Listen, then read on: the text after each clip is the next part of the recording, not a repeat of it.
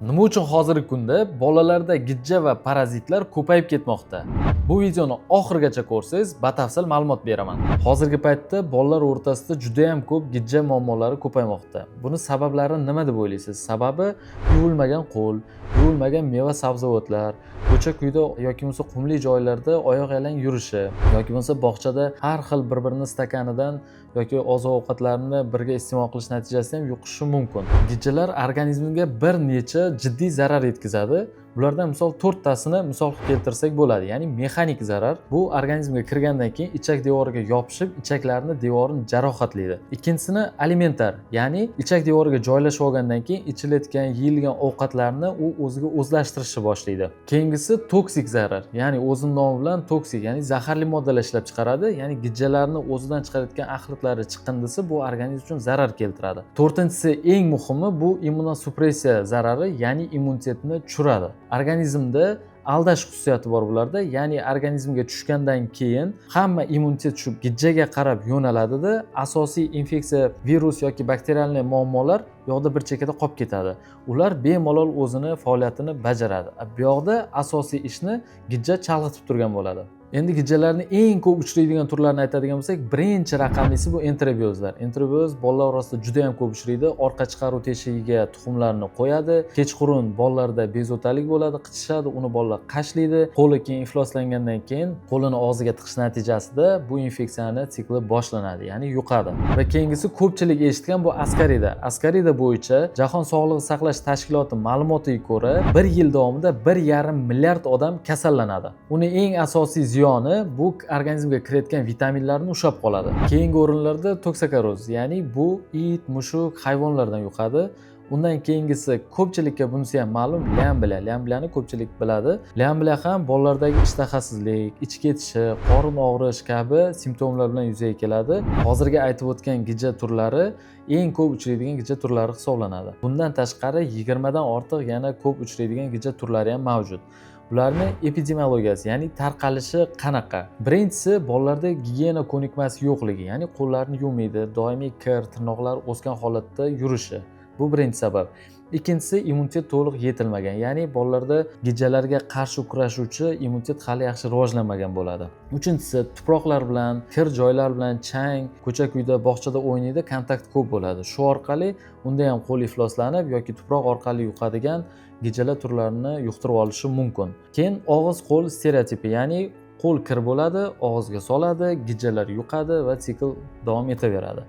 Va yana bir muhimlari jamoat joylarida bolalar ko'p bo'lishi, ya'ni bog'chada, kun davomida yoki bo'lmasa maktabda yuradi. Maktabda, bog'chada har xil mahsulotlarni yoki bo'lmasa bir-birini o'rtoqlarini idishlaridan suv ichish yoki bolalarni maktabda har xil fast foodlar bilan ovqatlanish natijasida ham, ya'ni noto'g'ri ovqatlanish natijasida ham kelib chiqishi mumkin. Endi eng muhim narsa buni klinikasi, ya'ni yashirin va yaqqol namoyon bo'ladigan klinikalar bo'ladi. Yashirin bo'lganda ota-onalar sezmaydi. Bu bolani shunchaki asabiydan yoki bog'cha maktabda charchadi deb o'ylashadi.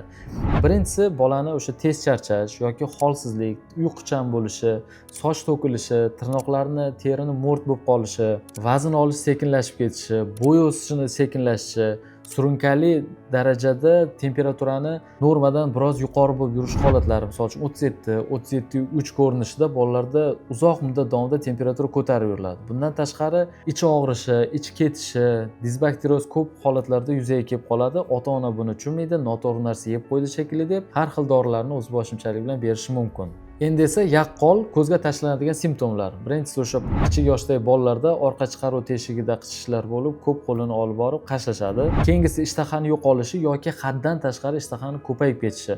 Chunki yuqorida aytib o'tganimizdek, bola qancha ko'p yesa ham ichak devorida parazitlar yopishib, o'zlashtirishga qo'ymaydi-da, o'zi oziqlanganligi uchun organizmga yetarli moddalar kelib tushmaydi. Keyingisi ich ketishi yoki bo'lmasa qabziyat, ya'ni ich qotish holatlari ham bo'lishi mumkin. Bundan tashqari qorinda tez-tez gaz to'planishi, qorin og'rig'i, tez-tez bosh og'rishi, asosan ko'z tagidagi qorayishlar ham gijja bilan bog'liq. Bundan tashqari turli xil allergenlarni, ya'ni allergik toshmalar teri yuzasida kelib chiqadi o'z-o'zidan. Hech qachon bolada allergiya bo'lmagan, shu gijja ta'sirida o'z-o'zidan allergiya toshmalar paydo bo'lib qoladi. Ota-onalar bu nimadaligini bilmasdan yana allergiyaga qarshi dorilar berishda davom etadi. Bu yerda asosiy sabab gijja bo'lgan bo'lishi mumkin. Eng muhim ma'lumotlardan biri bu gelmintlarni, ya'ni gijjalarning immunitetga ta'siri. Ular ikki xil ko'rinishda ta'sir qiladi. Birinchisi immunitetni kuchaytirib yuboradi. Ya'ni immunitet kuchayib ketsa, bu yoqda sezuvchanlik ortib ketganligi uchun allergik reaksiyalar paydo bo'ladi. Ikkinchisi pasaytirib yuborishi, ya'ni organizmga kelayotgan immunitetlarni gijja bu yoqda chalg'itib turadi. Immunitetni chalg'itganligi uchun bu yoqdan yuqorida aytib o'tganimizdek bakteriya va infeksiyalar kirib kelib, tez ORV, shamollab qolish, adenoid, anginalarning kattalashib ketish holatlari kuzatilishi mumkin. Allergik reaksiyalar, ya'ni immunitetni kuchaytirganda bunda immunoglobulin E miqdori oshishni boshlaydi. Bu yoqda nima allergiya berayotgan deb allergiya testlar qilinadi, boshqa qilinadi, lekin ko'pincha gijjani hisobga ota-onalar olishmaydi. Immunitetni yana bir chalg'itish usuli gijjalarda tolerantlik hosil qiladi, ya'ni o'ziga immunologik parda hosil qiladi. Oddiyroq tushuntirganda, ya'ni o'sha parda bilan ular bekinadi. Immunitet bu yoqqa kelganda bu o'zimizniki ekan deb o'ylaydida, undan chetlab o'tadi. Bu surunkali ravishda gijjalar keyin immunitetni pasayishiga, har xil muammolar olib kelishiga sabab bo'lib qolishi mumkin. Shuning uchun bolangiz yilda 6 yoki 7 martadan ko'p ORV yoki shamollash bilan kasallanyaptimi? Birinchi navbatda gijjalarni tekshirib qo'yishingiz muhim. Keyingi yana bir muhim asab va nerv sistemasiga ta'siri. Gijjalar serotonin va melatonin gormonlarini ishlab chiqarishiga to'sqinlik qiladi. Enterobiozlar kechqurun orqa chiqaruv teshigi atrofiga tuxumlarni qo'ygandan keyin qichishish, bolada bezovtalik va uyqusizlik boshlanadi. Undan so'ng surunkali uyqusizlik natijasida kortizolni miqdorining oshishi, bola asabiy, juda ham ta'sirchan, yig'loqi va tajovuzkor bo'lib ketadi. Undan tashqari bu holatlarning klinik ko'rinishi kechasi uyg'onib ketib o'z-o'zidan yig'lash, bola uxlab ketishiga qiynalish, ya'ni uxlashda kech yotadi, ming qilsangiz ham bola kunduzi uxlamagan bo'lsa ham kechqurun uxlay olmaydi.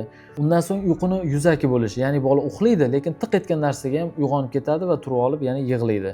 Bu holatlar hammasi gelmint ta'sirida. Ertalab o'rnidan turganda bola kechasi bilan ish qilib chiqqanday 10 soat yoki 1 sutka uxlasa ham faqat charchoq bilan uyg'onish holatlari ham bu gelmintlar ta'sirida yuzaga kelishi mumkin. Endi gijjalarni o'sish va rivojlanishga ta'siri. Gijjalar bu o'g'ri.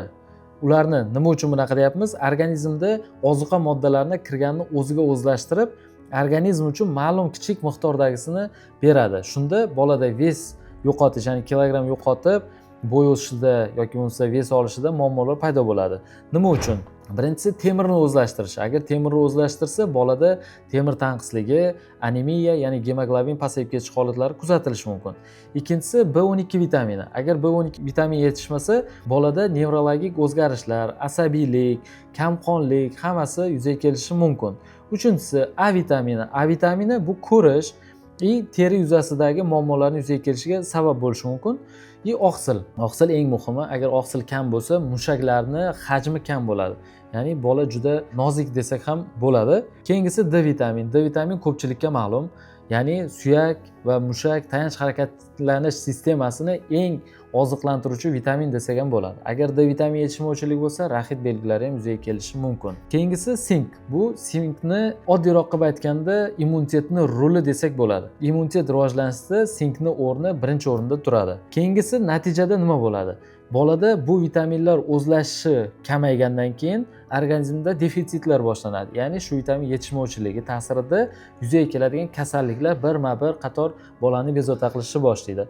Bu paytda nima bo'ladi? Bola tez-tez kasal bo'lgandan keyin ota-onalar shifokorga boradi, lekin birinchi navbatda yana gijjani esdan chiqarishadi.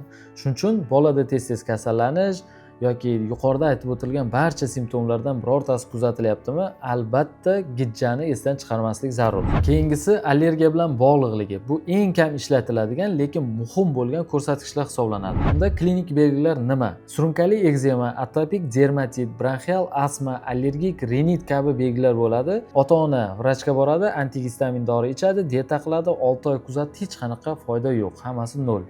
Chunki asosiy antigistamin berilgan bilan uni qo'zg'atuvchisi gijja bo'ladi. Gijjani siz davolamagunizcha allergik proses uxlashi mumkin, lekin o'lmaydi, yana qo'zg'alib kelaveradi. Chunki gijja bu yoqda aktiv holatda turibdi. Birinchi navbatda gijjani yo'q qilib, keyin qolgan masalalar bilan shug'ullansa bo'ladi. Shuncha ma'lumot aytyapmiz, bu yoqda ko'pi gijja bilan bog'lanyapti. Bu hazilakam narsa emas, chunki gijja butun sistemani zararlaydi.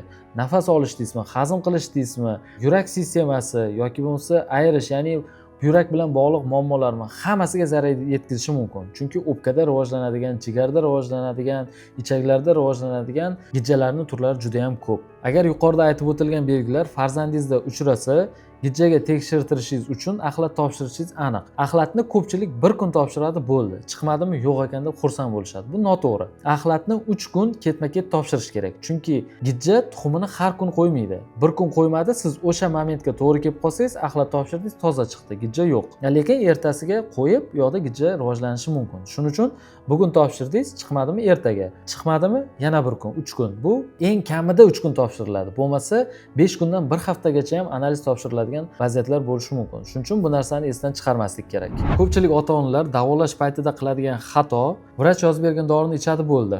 Qayta topshiradi yoki topshirmaydi, bu noma'lum qolib ketadi. Ko'pincha dorilar ichgandan keyin analiz qayta topshirilishi kerak, shu gelmint yo'qoldimi yoki yo'q.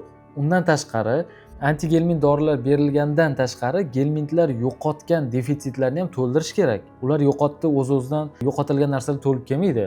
Buning uchun antigelmint dorilar ichilgandan keyin, ya'ni bu isbotlangan dorilar o'zi Jahon sog'liqni saqlash tomonidan kiritilgan dorilar ichgandan keyin polivitamin, ya'ni multivitaminlar ham ichish shart. Chunki yo'qotilgan narsani to'plash kerak. Uni farqi yo'q qanaqa vitamin bo'lishi, muhimi polivitamin bo'lsa, sizni cho'ntagingizga ko'tarsa olib berishingiz kerak.